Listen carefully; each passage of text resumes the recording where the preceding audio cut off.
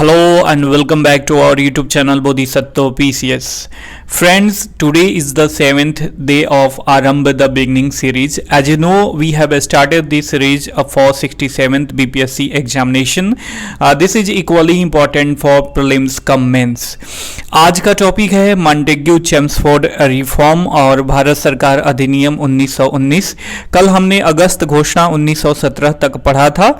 आज के टॉपिक में ये पढ़ेंगे मॉन्टेग्यू चेम्सफोर्ड रिफॉर्म, भारत सरकार अधिनियम के साथ साथ अधिनियम की विशेषताएं, इसके हर एक एस्पेक्ट्स को जानेंगे, किस तरीके के विरोध का सामना करना पड़ा और भारतीय राजनीति में और पॉलिटिकल डेवलपमेंट में इसका क्या योगदान था. साइमन कमीशन की संस्तुतियां, इसके विरोध में जो भी आंदोलन हुआ था उसके बारे में पढ़ेंगे. साथ साथ नेहरू रिपोर्ट और जिन्ना का 14 सूत्रीय मांग और उसके बाद कंक्लूजन देखेंगे. काफी इंपॉर्टेंट है, तो आप इसे शुरू से लेकर लास्ट तक जरूर देखना.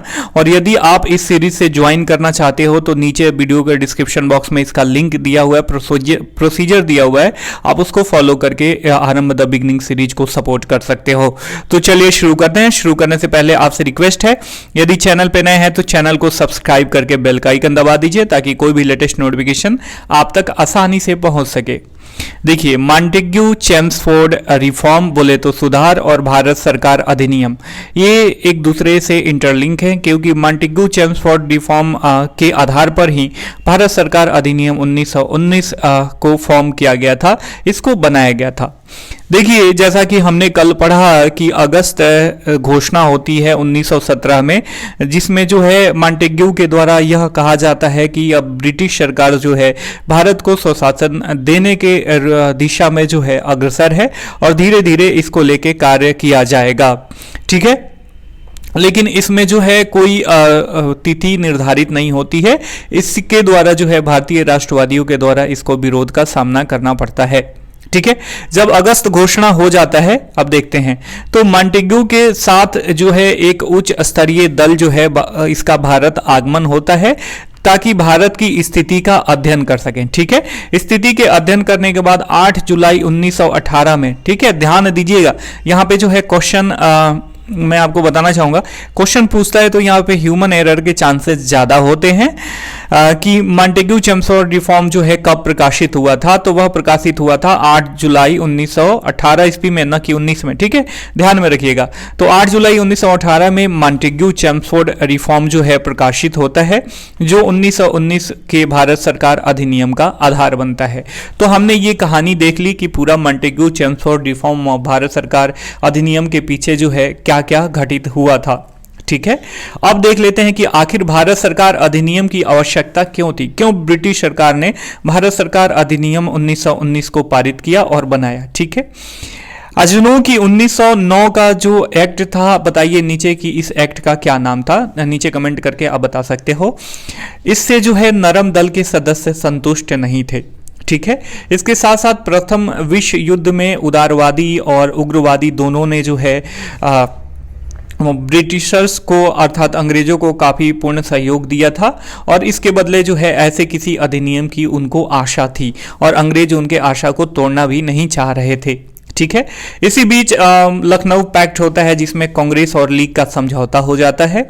साथ साथ स्वशासन की तीव्र मांग भी उठ जाती है और इसके साथ साथ जो है जो मॉन्टेग्यू थे उनका व्यक्तित्व जो है काफी उदार होता है और वो चाहते हैं कि भारत स्वशासन की दिशा में जो है आगे बढ़े. ठीक है, ये सारे एक्युमुलेटिव फैक्ट्स जो है ब्रिटिश सरकार को मजबूर करते हैं कि भारत सरकार अधिनियम 1919 को बनाया जाए, मतलब भारत सरकार अधिनियम बनाया जाए और जो है भारत को स्वशासन की दिशा में आगे बढ़ाया जाए. आई होप कि आपने यहां तक समझ लिया होगा. अब आगे बढ़ते हैं मित्र.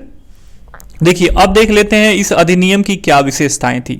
यहाँ पे प्रीलिम्स में सीधे सीधे क्वेश्चन पूछता है कि उत्तरदायी शासन की प्रगति जो है किस अधिनियम की मुख्य विशेषता थी, या भारत सरकार अधिनियम 1919 की मुख्य विशेषता क्या थी.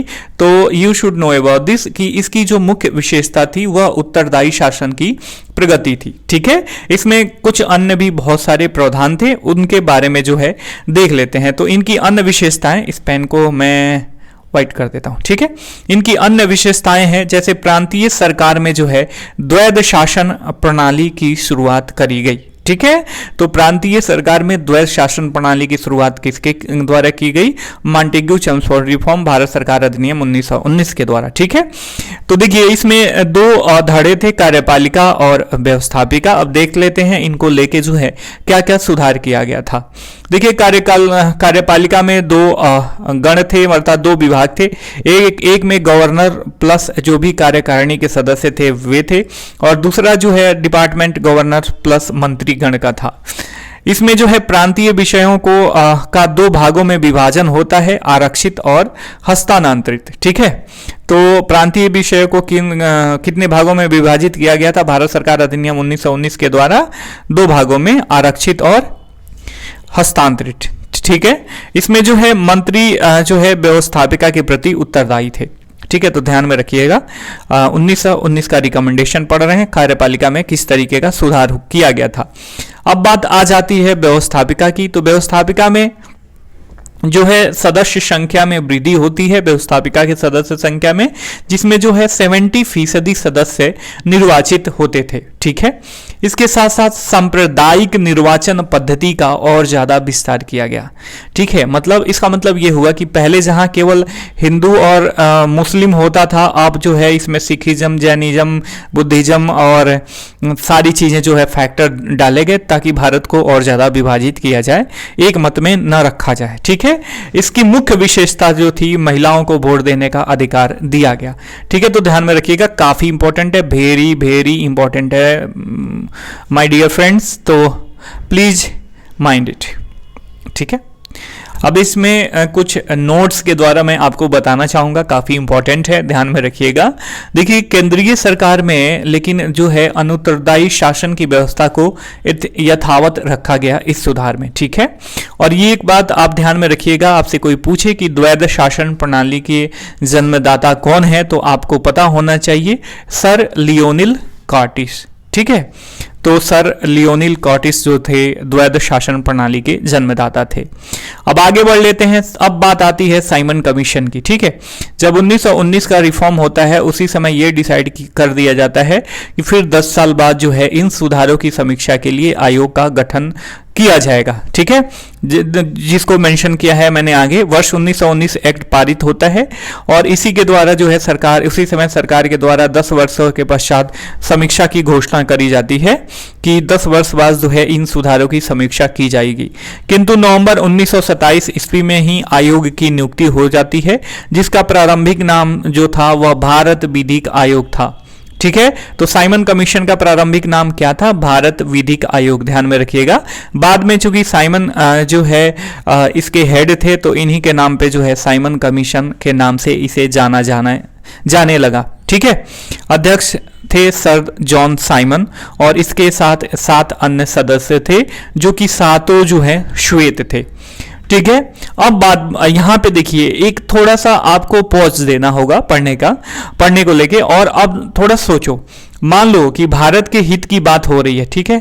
भारत के हित की बात हो रही है, और कोई संगठन बनाया जाता है, संगठन को गठित किया जाता है, और उसमें किसी भारतीय को न लिया जाए, तो ये लोग कितना अपमानित महसूस करेंगे। ठीक है। आपको समझ में आ रही है बात? मान लो कि बिहार के डेवलपमेंट की बात हो रही है, ठीक है, और एक संगठन बनाया जाता है जिसमें भी कोई भी बिहारी ही नहीं शामिल हो, तो भैया कोई बाहर का व्यक्ति जो है क्या बताए, किसी अन्य स्टेट का क्या बताएगा, जिसको बिहार की टोपोग्राफी, इकोनॉमिक, सोशियोलॉजी और जो भी मतलब इकोनॉमिक, सामाजिक, आर्थिक, राजनैतिक जो भी होती है फैक्टर्स किसी सोसाइटी की, उसके बारे में पता नहीं हो। तो वही बात आती है यहाँ पर भी। सातों जो श्वेत थे साइमन कमीशन के सदस्य, इसको लेके काफी विरोध होता है और लोग भड़क जाते हैं कि भैया ये तो हमारा सरासर क्या है, अपमान है। ठीक है। अब आगे बढ़ते हैं। ठीक है। इसी बीच जब 19 नवंबर 1927 में जो है आयोग की घोषणा करी जाती है गठन के, तो 1927 में मद्रास के आईएनसी का अधिवेशन होता है, अर्थात भारतीय राष्ट्रीय कांग्रेस का। इसमें साइमन कमीशन के पूर्णतः बहिष्कार का फैसला दिया जाता है। ठीक है। जब साइमन कमीशन 3 फरवरी 1928 को भारत आता है तो कमीशन का जो है काफी बहिष्कार होता है, विरोध होता है। तो अगर कोई क्वेश्चन आपसे यहां से पूछे कि साइमन कमीशन भारत कब आया था, तो 3 फरवरी 1928 को, कहां, बम्बे में, ठीक है। और कमीशन का विरोध होता है। इस विरोध में प्रमुख नारा होता है, इसका प्रमुख नारा होता है Simon go back, Simon commission वापस जाओ, ऐसे लोग बोलते हैं, ठीक है। जिस नारे का प्रतिपादन जो है लाला लाजपत राय ने किया था, ठीक है। अजनों की जब विरोध होता है तो सरकार के द्वारा पुलिस का दमन भी लोगों को सहना पड़ता है, तो पुलिस का दमन होता है, पुलिस लाठीचार्ज करती है और नेतृत्व कर रहे लाला लाजपत राय को लाठियों से बुरी तरीके से जो है घायल कर दिया जाता है, ठीक है। इसी में जब घायल हो जाते हैं तो लाला लाजपत राय एक कमेंट देते हैं कि मेरे शरीर पे पड़े एक एक लाठियों का प्रहार जो है अंग्रेजों के ताबूत की आखिरी कील साबित होगी, ठीक है, जो अंततोगत्वा सही साबित ही हुआ। और बुरी तरीके से घायल हो जाते हैं, जिसके चलते लाला लाजपत राय का 17 नवंबर 1928 को मृत्यु हो जाती है, ठीक है। अब देखिए कमीशन की संस्तुतियां देख लेते हैं। आखिर कमीशन आया था तो इनकी क्या क्या संस्तुतियां थी, काफी इंपॉर्टेंट है, ध्यान में रखिएगा।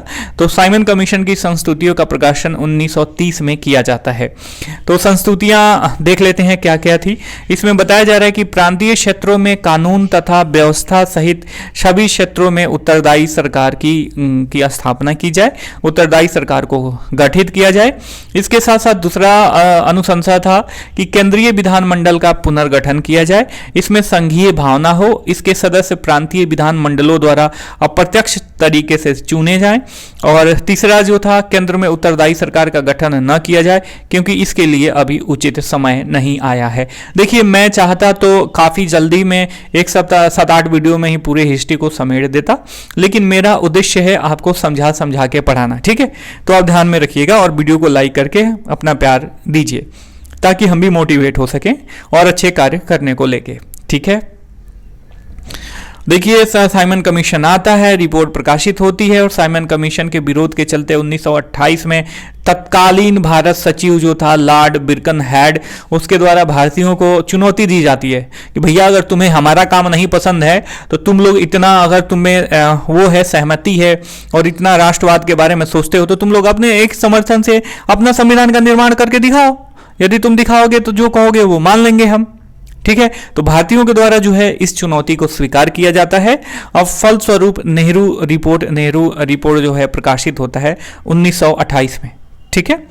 देखिए नेहरू रिपोर्ट 1928 ईस्वी में प्रकाशित होता है। इसकी अध्यक्षता करी थी मोतीलाल नेहरू ने।